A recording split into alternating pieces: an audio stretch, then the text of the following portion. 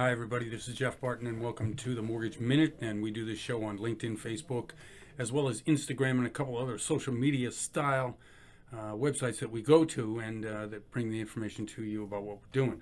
Okay, so in the old days, technology was the newspaper, right? So you had your very nattily dressed people who went to work every day on Wall Street or all these financial firms. They would sit down and they'd drink a cup of coffee at their local shop and read the paper. That's what technology was all about. Well, obviously, technology is the center of what we do today. Everything in the mortgage industry, everything in the real estate industry is all about technology, the instant information, instantly accessible and usable. However, what happened to the shadow inventory that was supposed to come to us once foreclosures started after forbearance ended? Where are those houses? Could we use them? Absolutely. There's over 1 million of them. What's going to happen? Probably the same thing that happened the last time, i.e. corporations, buyers, go to the banks, buy them wholesale, rent them out. So we take more properties off the market. That was the real problem in 2008, probably going to happen again. Okay, let's get right to it. There's a lot of things in the news I want to get to today. Sorry, I had to get that rant off the top of my head. Mortgage origination is the lowest it's been in 22 years, down 75% from a year ago. So when you see lenders laying people off, and on my radio show that we do, we named the top 10, I'm not going to do that here, lenders that are laying people off. Yeah, it's a real thing. And one thing to know, when real estate is good, that usually means the economy is bad, i.e.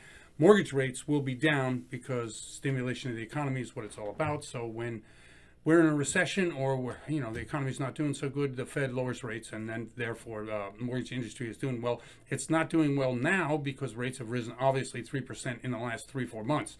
That's a problem for some people, and in desperation, people will start to fudge documents, do things they shouldn't be doing. Just word to the wise, technology is such, as I said at the top of the show, that most of this stuff is caught prior to funding, and then you're burned, the loan officer's burned, the company's burned that's doing the loan. So don't do it. It's not worth it.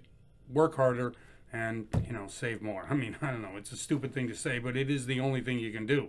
Okay, let's talk about some interest rates here. The 30-year fixed rate is at 5.49%, 15 years at 4.83%, FHA is at 4.83%.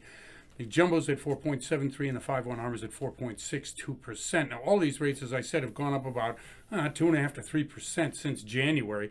Big jump, right? We've seen stock market crash. So what's next? Real estate, right? So what is happening in the real estate market, and how soon should I be worried if I'm in this city? Okay, here's the top 10 cities where prices are falling. Top 10 cities where prices are falling. Now, some of these cities you may recognize, and some you may have no idea either where they are, or if you want to live there. Okay, number 10 is in Richmond, Virginia. That's right outside of D.C. Number 9 is Chicago, Illinois, another city where the prices are falling.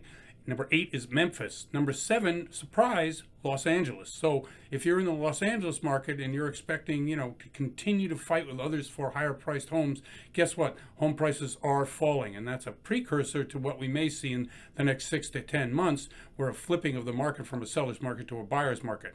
Number 6 is Tulsa, 5 Springfield, 4 Pittsburgh, 3 Detroit, and 2 is in Rochester, and 1 is in Toledo, Ohio. Those are the top 10 cities where prices are falling in real estate. Housing market faltering, 3 signs. Okay, I got this. Another thing, when you see free information start to be charged, it means either the demand is up or the overhead is up. And I suspect in this case it's overhead up. So a lot of the information we're getting now for the show and for this particular feed is we have to pay for it. We didn't 6 months ago. Interesting. Okay, 3 signs. The mortgage apps are down. Well, we already said that. Mortgage apps are down 75% from a year over year.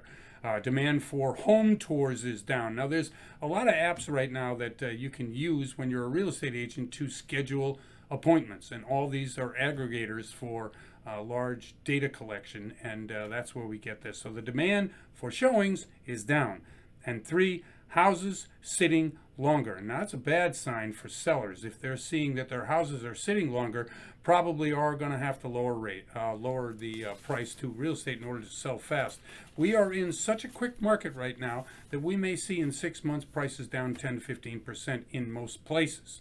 However, not to discourage or make everybody nervous, the economy seems to be buoyant at the moment, and so as we try to figure out what the next Fed move is. We'll hope and pray. Anyway, I'm Jeff Barton, your voice in the mortgage industry for the Mortgage Minute, and we'll see you tomorrow.